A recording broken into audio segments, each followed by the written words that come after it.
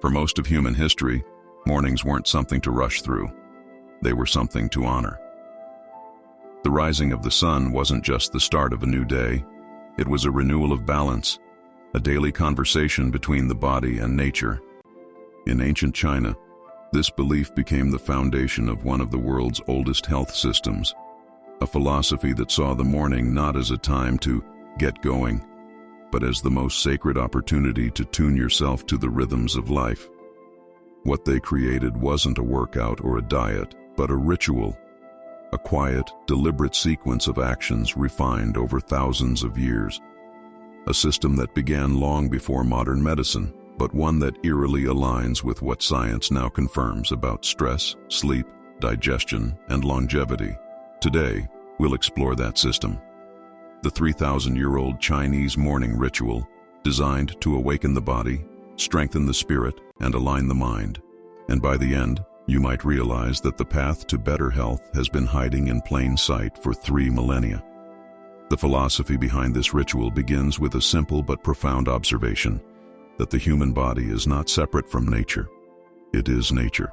Traditional Chinese medicine, or TCM, was built on the principle that the body is a miniature universe governed by the same forces that shape the natural world: yin and yang, wind and fire, earth and water, light and shadow. To live in harmony was to stay healthy.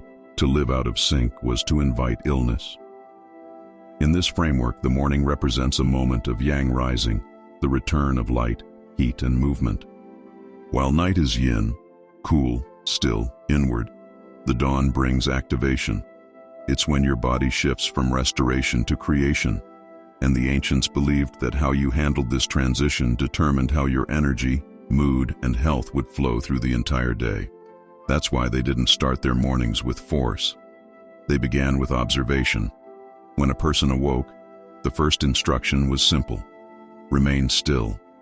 No rushing out of bed, no noise, no light. Instead, ancient physicians taught that upon waking, one should stay quiet and feel the breath, slow, deep, and low in the abdomen. This was the moment to reconnect the mind to the body. They believed that at night, while you sleep, your qi, your vital energy, withdraws inward to repair the organs. But when you wake, that qi must be guided gently back into circulation. So the morning begins not with motion, but with awareness.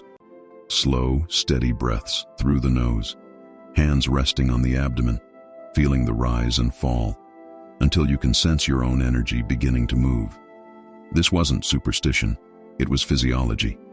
They understood that a calm awakening regulated the nervous system, what we now call activating the parasympathetic response, preparing the body to function with clarity instead of chaos. From stillness came movement, but not the kind we know today. Ancient Chinese healers believed that exercise should never strain the body. Instead, it should stimulate circulation and guide energy, what they called Qigong, literally energy cultivation. Qigong wasn't about muscle or endurance, it was about flow. Slow circular motions designed to open the joints, stretch the tendons, and let the qi travel through invisible pathways called meridians.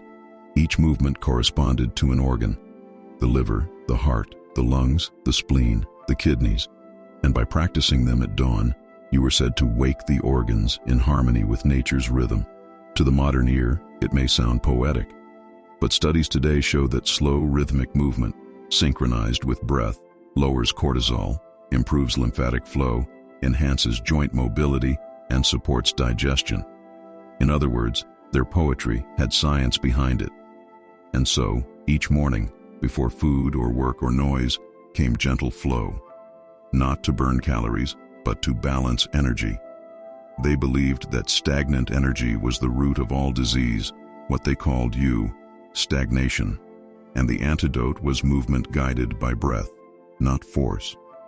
After movement came cleansing, not of the mind this time, but of the body, a ritual known as scraping and tapping. Using a jade or horn tool, one would gently scrape along the neck, arms, and shoulders.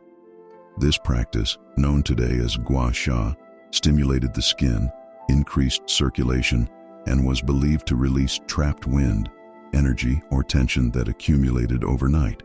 They also practiced light tapping, patting the chest, abdomen, and limbs with cupped hands to wake up the meridians. The logic was simple. If you wanted energy to flow freely, you had to knock on the doors of the body first. Wake up the muscles, stimulate the nerves, and reawaken sensation. Modern medicine now recognizes that these techniques improve microcirculation and activate the lymphatic system. The ancients recognized it through feeling. They simply noticed that those who practiced felt lighter, clearer, and more alert. Next came the mouth and eyes, both gateways of energy. Before eating or drinking, the ancients rinsed their mouths with warm water to clear night fire, the accumulation of stagnant saliva and bacteria. They massaged around the eyes to increase blood flow to the brain and stimulate alertness. Small acts perhaps, but rooted in the belief that every sensory organ was connected to a deeper organ system. The eyes to the liver, the mouth to the spleen and stomach. By stimulating them, you awakened not just the senses, but the organs themselves.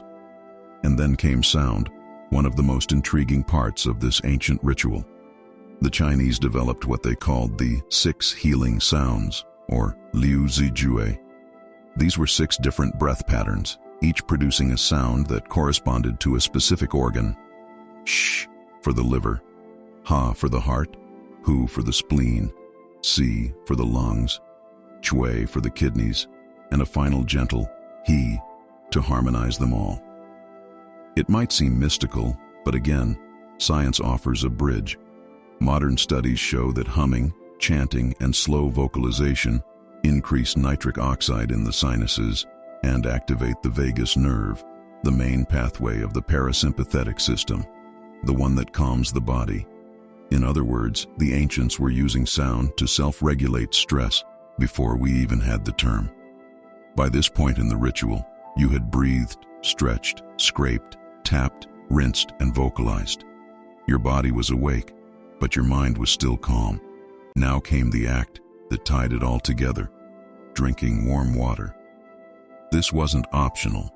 Cold water, in traditional Chinese belief, shocked the stomach and extinguished the digestive fire, the yang energy responsible for transforming food into qi. So they began the day with something simple: a cup of warm water, sometimes infused with salt, lemon, or herbs like chrysanthemum or ginger, depending on the season. This gentle hydration was considered the key to waking the digestive system and cleansing the internal pathways. It's fascinating how this echoes what modern gastroenterology is now uncovering, that digestion is deeply tied to temperature, stress, and hydration. Warm water supports peristalsis, aids metabolism, and eases the nervous system. They didn't need data to see it, they had experience. Food came next, but again, with intention. Breakfast in ancient China was light, warm, and seasonal. Congee, a rice porridge, was the foundation: soft, digestible, nourishing, and easily modified with herbs or vegetables according to one's constitution. In winter, one might add warming spices like ginger and cinnamon. In summer, cooling herbs like mint or mung beans. The idea was simple. Food wasn't just fuel, it was medicine. In the West, we often eat by routine. In ancient China, they ate by rhythm. Every meal had an energetic quality: hot or cold, moist or dry, yin or yang. To eat properly wasn't about dieting. It was about staying balanced in relation to the world outside. The ancients didn't fear food. They respected it. But perhaps the most profound part of the morning ritual wasn't physical at all. It was mental.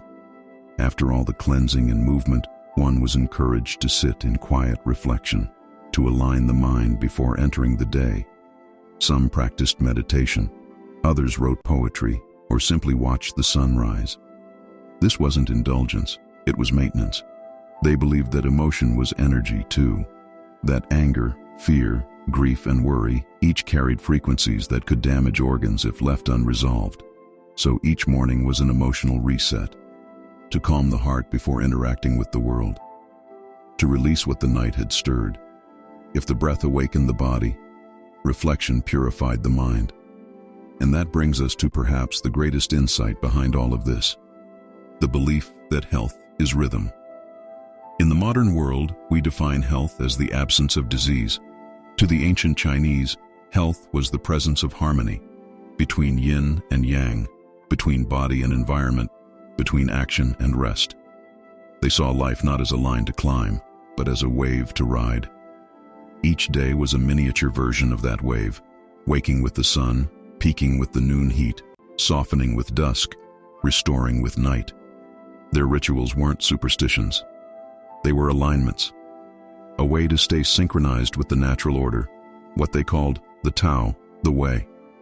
And when you step back and look at modern data, our sleep cycles, cortisol rhythms, circadian biology, the parallels are uncanny.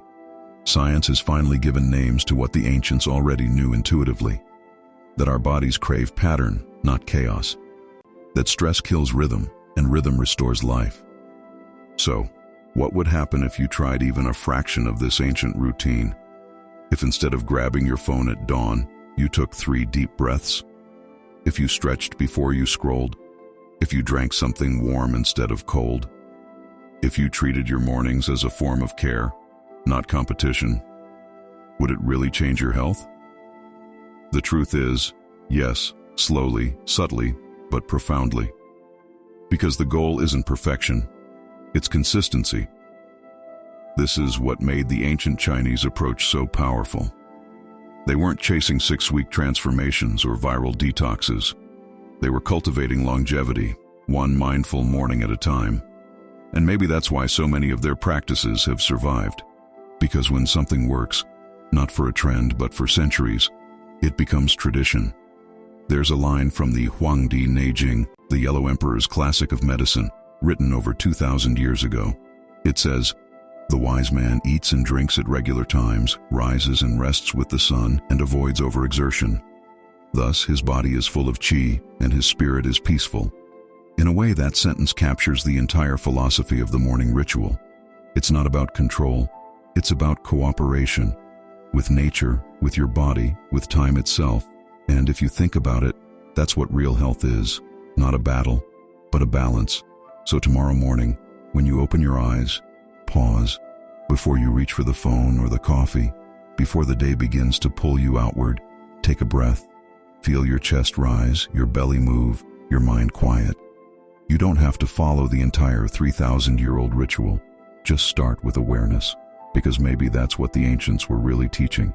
That transformation doesn't begin in medicine or data or willpower. It begins in the morning, in how you greet yourself before you greet the world.